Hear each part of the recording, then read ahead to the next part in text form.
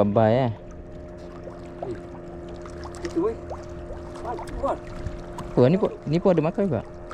Kau nampak? Tu. Rantai apa? Tu. Alhamdulillah. Huh. Kau dah tak kena bully. Oh, kau yang makan punya.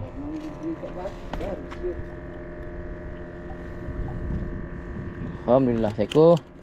Kutip lagi.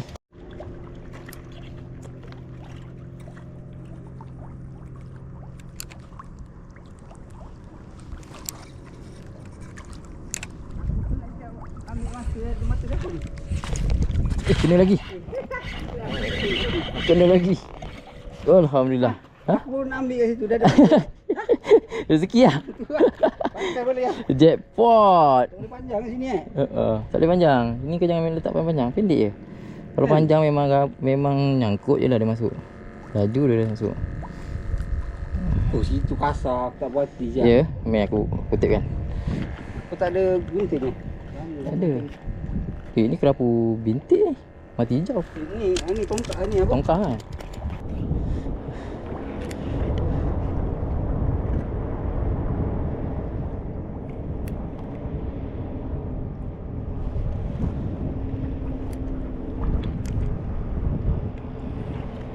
Yes, kena guys.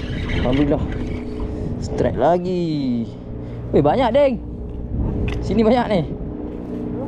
Sini banyak. Udang kopi Udang kopi. Cuba lah udang kopi lah. Mantap.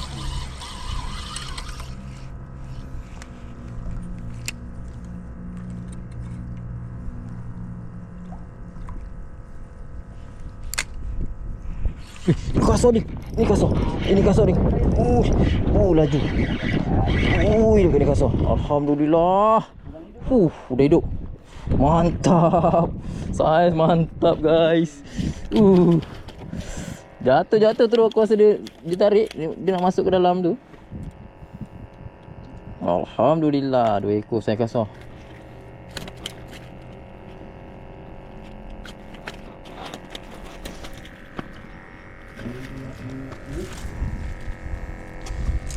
Reba dia.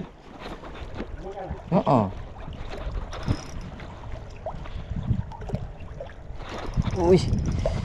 Ada lagi. Okey, keluar. Alhamdulillah. Lama. Terus nak masuk reba saiz. Mantap. Kau ada lagi punya bawah tu. Dia ni habis kan. Habis berbural 2 tali. Kau dah nak bawa masuk. Mantap.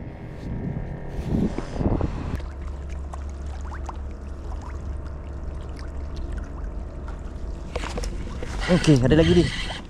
Ada kecil. Oh, panau. Macam-macam spesies Macam-macam spesies banyak spesies kerapu kat sini.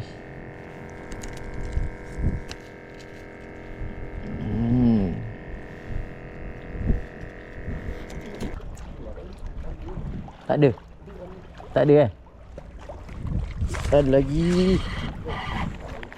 Ada lagi kerapu. Bapak buntal lah. Bapak buntal. Mantap. Saiz. Mantap, ada saiz. Yes. Udang boleh pakai lagi. Mantap.